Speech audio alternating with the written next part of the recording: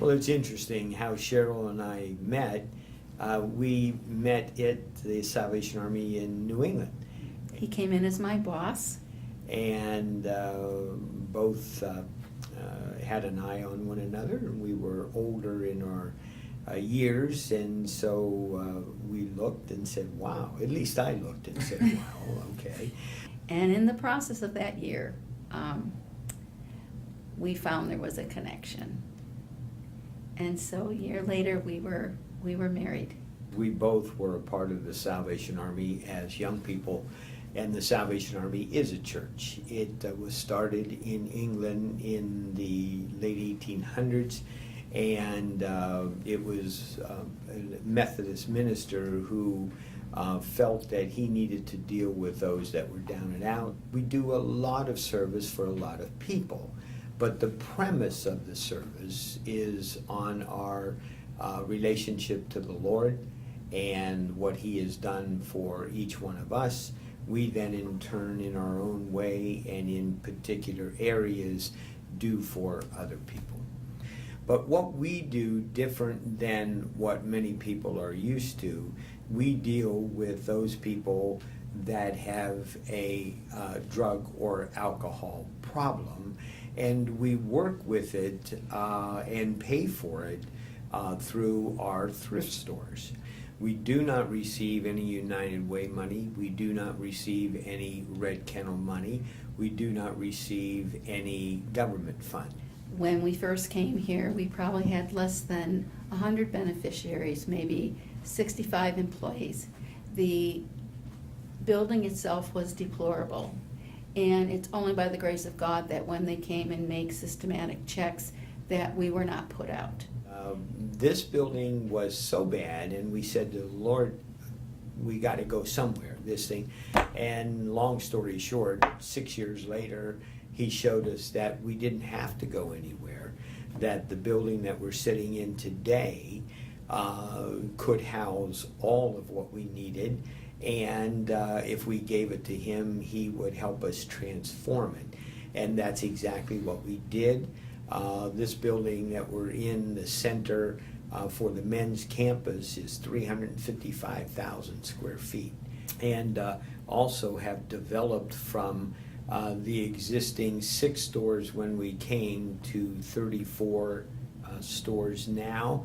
And on top of that is, at last payroll, 1,800 employees. 3 years ago this month, we opened the Women's Center. For years, we knew that there was a need for a women's center.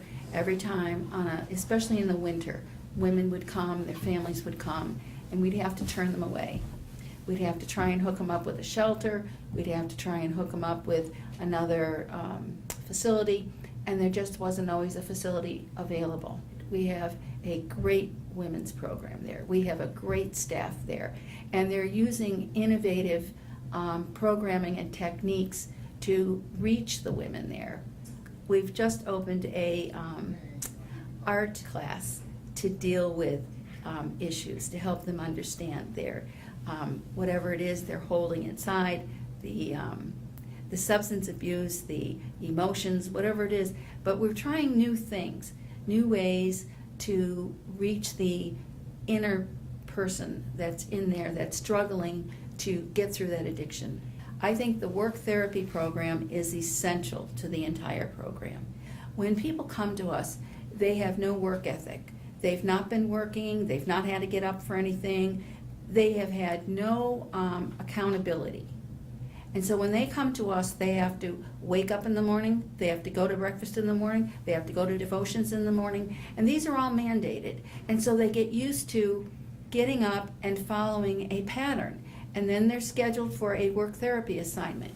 And often at the end of the work therapy assignment, they've done such a great job that they get hired, whether it be in the store or in the culinary arts department. And at least when they leave us, they leave with some skills, which is really exciting, because we know at least then there's a little bit of a future. If you leave with nothing, then it's a lot harder to stay on that road of recovery. We provide, through the culinary arts department, we provide 12,000 meals a day out of the kitchen in this building for many of the rehabilitation centers. With the transitional program, that's where anybody that is hired from within stays within the house for at least 90 days, continuing with meetings, continuing with counselors. So what we do is we work with them.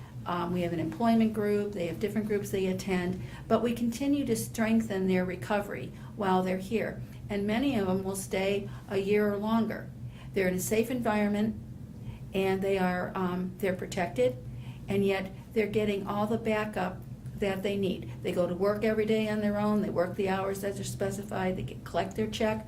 But when they come back, they have a support system here, whether it be in the spiritual department or it be in the regular addiction counseling.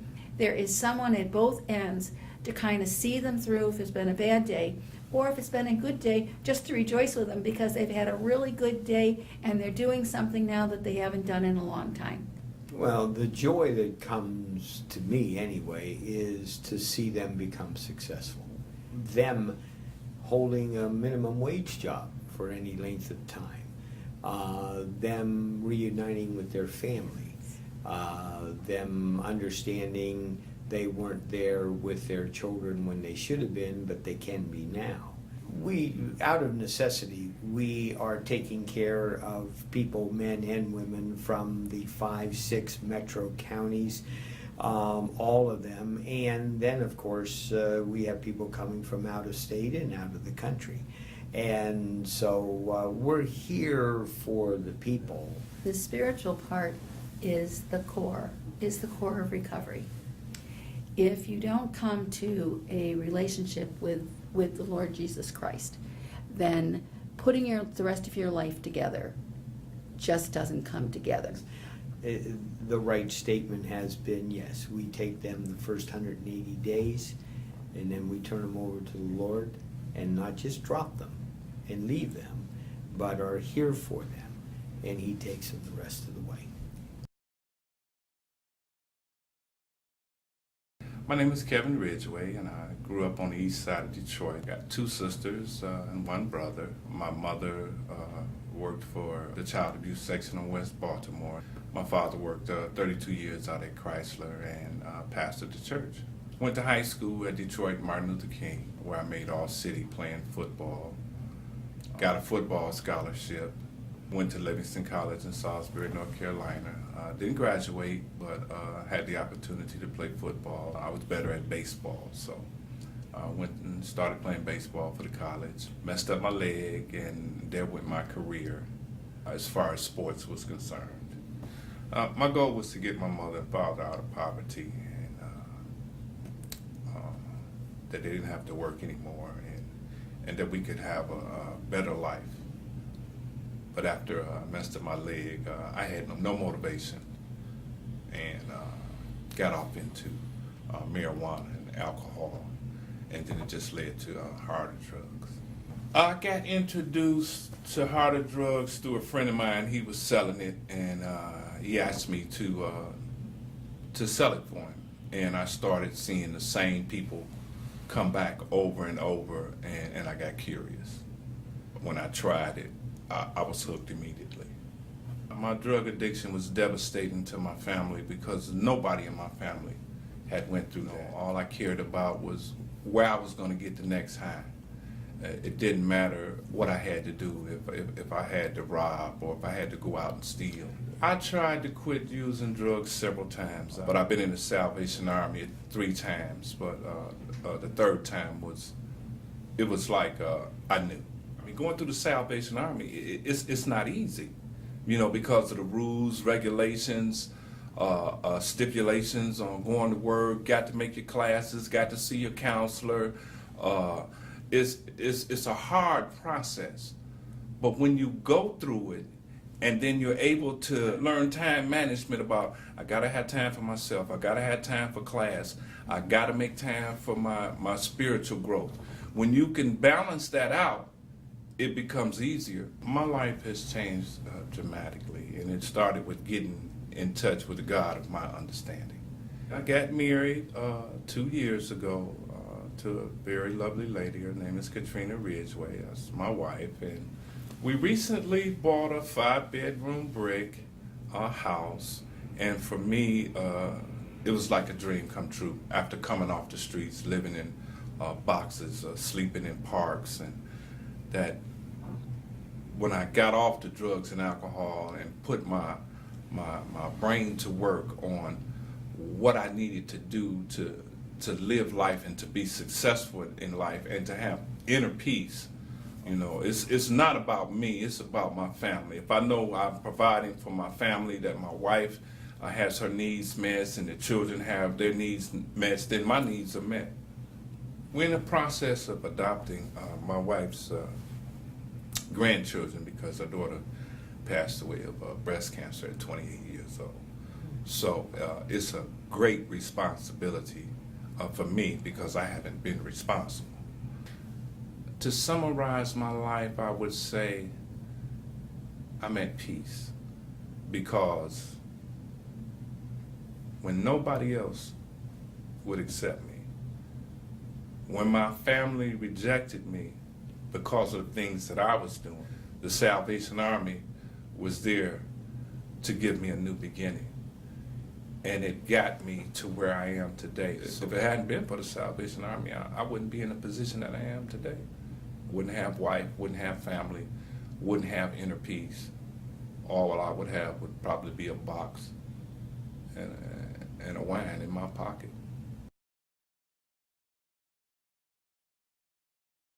My name is Lynn Williams, and I was born in Lansing, Michigan. I remember being introduced actually to drugs through marijuana when I was 15 years old. I went to go babysit for my uncle. He asked if I wanted to smoke a joint. I ended up at the age of 18 moving away to Madison, Wisconsin, not having any idea how to take care of myself or live as an adult, and at that time it was all about the party. But I knew at some point it wasn't fun anymore. One early morning after being up all night, I was standing at Cass and Alexandrine wondering what to do. The person that I was dating at the time wouldn't come and get me, and so my brother came and got me and took me to a meeting, my first meeting, and I stayed with that program for 10 years. I got married and I had 2 daughters, and I remember right around 10 years, my husband at the time started to have issues with me going to meetings, and so I stopped going to meetings. I stopped really doing anything recovery related other than not picking up. You know, all the things that staying away from drugs for 17 years brings you, I experienced. A good career, the $500,000 home, and driving a Cadillac Escalade, all of that stuff I had. What I didn't have was a relationship with God. I didn't have any kind of fellowship with other people that were like-minded with me in recovery. And so after 17 years, I picked back up again. And this time, everything that I had never done, being arrested, not only being on, but working the streets, all of those things that I had never done, I did. While I was out there, I did meet somebody. This person that I was spending my time with out in the streets had been arrested, and he was sent here to the Salvation Army men's campus. I started coming here to the ARC to visit him on Sundays for church service. But one thing that I got here that I didn't get in other churches was the talk of recovery. And so we both became soldiers in 2011, September 11th, 2011. We were married here at the Salvation Army by Mr. Miller on January 28th, 2012. And we are both very actively involved. He also works for Salvation Army, and I work at the women's campus. Let me just say, last year in 2013, in May, I graduated from Wayne State University with my degree in the honors curriculum in English. And as a writer, I've written a series of short stories about an addict in Detroit. And I remember one time Mr. Miller had come and asked me about some of my writings. Could he see them or what kind of writings? And I was telling him about one of the stories where a young girl had been working the streets on Christmas Day and didn't realize it was Christmas Day. And the Salvation Army bed and bread truck had come around the corner. And he said, "Whatever happened to that young prostitute? Is she okay? Is she still alive?" And I said, "She's standing right in front of you." His eyes welled up because he had no idea. It's just so good that my mess is now becoming my message. If I could do things over, sure, I would. But it's also been part of my process, and the choices I made have resulted in me being where I'm at today, in the position to help other, sometimes very young girls, learn how to stay clean. Addiction attack at any time, and the bottom line is getting the help that you need, that you can be successful and at peace in your life. And when I say successful to me is knowing that whatever happens in my life, if I stay clean, I'll make a good decision. I'll make the best decision. So I understand when Lynn says staying clean must come first. Before recovery, before building family relationships, you have to stay clean. And if you stay clean, everything else will fall in line.